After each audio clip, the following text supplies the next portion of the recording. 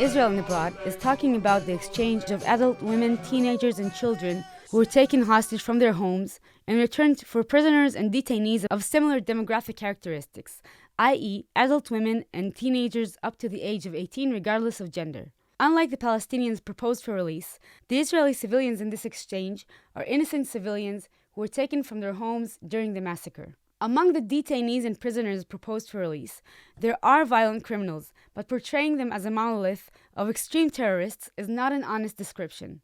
However, the Israeli media is using the terrible violent offenses done by some of the prisoners to frame the exchange in a certain way, claiming these are violent terrorists that Israel is sacrificing its security greatly in their release, especially within Israel. But when we look closer, the picture is much more detailed. First, I do want to present some of the more horrific crimes done by the proposed for release, so this video won't also come across as a blanket statement about all the prisoners and detainees. Among the prisoners proposed to release, there are people who are convicted of the following: providing intel to Hamas and Islamic Jihad, arson, building warfare, stabbing, deceit and impersonation, attempted murder, severe bodily harm, firing guns and throwing Molotov cocktails at moving vehicles, attempting terror attacks. This list goes on. It doesn't end. To be clear, a lot of the convictions I just mentioned were done by civil court with legal protection and to Arab Israelis, aka Israeli civilians who have every right that I have on the books. Now that I've made that clear,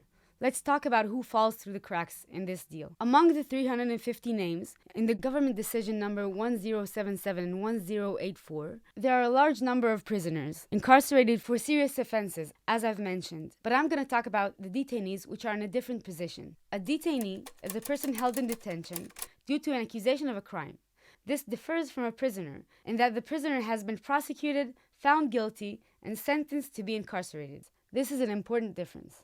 There are young teens, 14 being the youngest, and adult non-citizens who are held for months and even years without trial, and the offenses committed by them are sometimes vague. This includes פגיעה בביטחון האזור, תמיכה בארגון טרור, תמיכה בטרור, הפרעה לשוטר במילוי תפקידו, מגע עם ארגון עוין. And even those who are accused of clear and serious lethal crimes have yet to be found guilty in court. Some of those claimed offenses have been made before in response to nasty Facebook posts or refusing to get up and leave in the middle of a demonstration. Some of these accusations have prior sentencing acquitting the accused after defense used political prosecution to fight the state's claims. A lot of these claimed offenses could have been fought against and diminished in civil or even military court, but since they did not get their due legal process, the offense claimed by the detainers stands uninterrupted. As an Israeli, I see a great issue with a slow and unequal judicial system. Now it leads to a situation in which a hostile organization will be the savior of people who will continue to live within Israel.